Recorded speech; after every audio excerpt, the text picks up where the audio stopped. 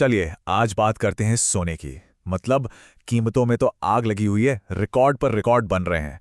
लेकिन इसके पीछे एक बहुत बड़ी पहेली छिपी है। ऐसा लग रहा है जैसे फाइनेंस के पुराने सारे नियम टूट रहे हैं। और यही यही वो सवाल है जो आज हर निवेशक के दिमाग में घूम रहा है। दशकों से जिस एक नियम पर सब भरोसा करते थे वो अचानक से टूट गया है।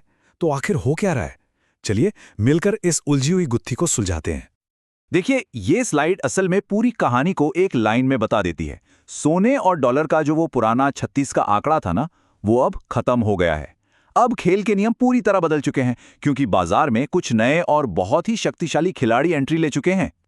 तो सवाल यही उठता है कि सोने की ये जो पुरानी नियम किताब थी वो आखिर अब काम क्यों नहीं कर रही? कौन सी नई ताकतें हैं जो पूरे बाजार को अपनी धुन पे नचा रही हैं? इसे आप सोने के लिए एक परफेक्ट स्टॉर्म की तरह समझ सकते हैं। मतलब तीन बहुत बड़ी वजह हैं जो एक साथ मिलकर सोने की कीमतों में ये जबरदस्त आग लगा रही हैं। सबसे पहले दुनिया भर में जो ये अशांति फैली हुई है। देखिए, जब भी युद्ध या तनाव का माहौल होता है तो निवेशक क्या करते हैं? वो भागकर सुरक्षा के लिए सोने की तरफ जाते हैं। दूसरा, और ये शायद सबसे बड़ा कारण है, दुनिया के बड़े बड़े सेंट्रल बैंक वो रिकॉर्ड मात्रा में सोना खरीद रहे हैं। और तीसरा कारण है भविष्य की उम्मीदें। बाजार को यह लग रहा है कि जल्द ही ब्याज दरें कम होंगी, जिससे बिना ब्याज वाले सोने को रखना और भी फायदेमंद हो जाएगा। और ये चार्ट देखिए, ये कितनी सफाई से दिखाता है कि ये खरीदारी कितनी जबरदस्त तरीके से बढ़ी है। आप देखिए, 2010 से 2021 का जो औसत था उसके मुकाबले हाल के सालों में सेंट्रल बैंकों ने लगभग दुगना सोना खरीदा है। चीन, रूस, तुर्की और हाँ, भारत जैसे देश अपने फॉरेन रिजर्व में डॉलर की जगह अब सोने को ज्यादा तवज्जो दे रहे हैं। अगर इस पैमाने को समझना है तो सिर्फ भारत का उदाहरण ही काफी है। भारतीय रिजर्व बैंक के पास अब रिकॉर्ड 888 टन सोना है। ये सिर्फ एक नंबर नहीं है, ये इस बात का जीता जागता सबूत है कि दुनिया की आर्थिक रणनीति किस तरह से बदल रही है। तो चलिए अब ये समझते हैं कि ये जो नए खिलाड़ी हैं, मतलब ये नए फैक्टर्स, ये कैसे डॉलर के पुराने दबदबे को चुनौती दे रहे हैं। ये बाजार में पावर बैलेंस का एक बिल्कुल नया चैप्टर है। और इस पूरे बदलाव के सेंटर में एक शब्द है जो आजकल हर जगह सुनाई दे रहा है: डी डॉलराइजेशन। देखिए, ये सिर्फ एक भारी भरकम शब्द नहीं है, बल्कि एक ग्लोबल मूवमेंट है। दुनिया भर के देश अमेरिकी डॉलर पर अपनी निर्भरता कम कर रहे हैं और उनकी पहली पसंद सोना बन रहा है। तो आज बाजार की तस्वीर कुछ ऐसी दिखती है। एक तरफ है जियोपॉलिटिकल डर, सेंट्रल बैंकों की जबरदस्त खरीदारी और ब्याज दरें कम होने की उम्मीद। ये सारी ताकतें मिलकर सोने को ऊपर खींच रही हैं। और दूसरी तरफ है एक मजबूत अमेरिकी डॉलर जो इसे नीचे लाने की कोशिश में लगा है। लेकिन जैसा कि साफ दिख रहा है, फिलहाल सोने को ऊपर खींचने वाली ताकतें कहीं ज्यादा मजबूत साबित हो रही हैं।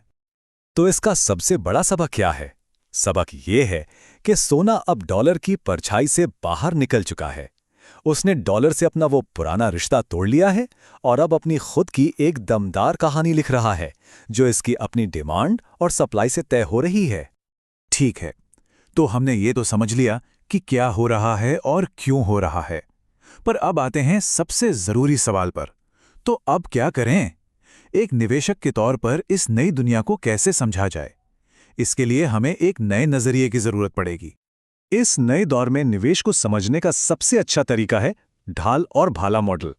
जरा सोचिए, आपका भाला क्या है? ये पोर्टफोलियो का वो हिस्सा है जो दौलत बनाता है, जैसे एआई और टेक्नोलॉजी स्टॉक्स। ये ग्रोथ इंजन है जो आपको आगे ले जाते हैं, ज्यादा रिटर्न कमा कर देते हैं।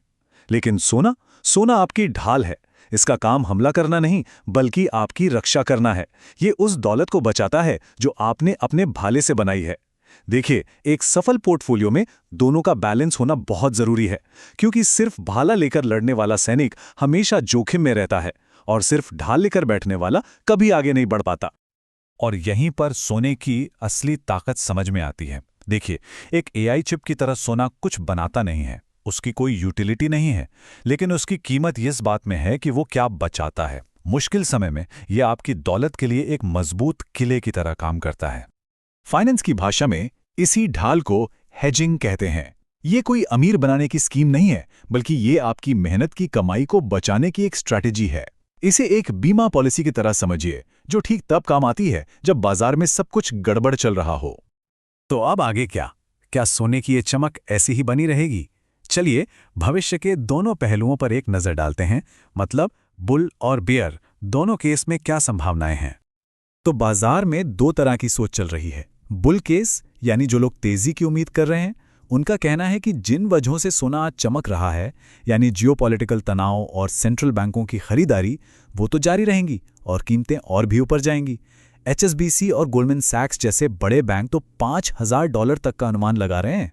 दूसरी तरफ है बेयर केस यानी मंदी का पक्ष। इनका कहना है कि अगर दुनिया में स्थिरता लौटती है और अमेरिकी फेडरल रिजर्व ब्याज दरें ऊंची ही रखता है तो सोने का आकर्षण कम हो सकता है। और सोने की इस पूरी रैली के लिए सबसे बड़ा खतरा क्या है? एक शब्द में कहूं तो मजबूत अमेरिकी अर्थव्यवस्था।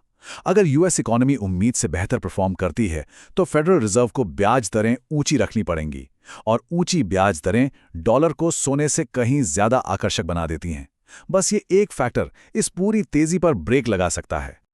तो आखिर में ये सारी बातें हमें एक ही सुनहरे नियम पर वापस ले आती हैं, डाइवर्सिफिकेशन, मतलब अपने निवेश को फैला कर रखना।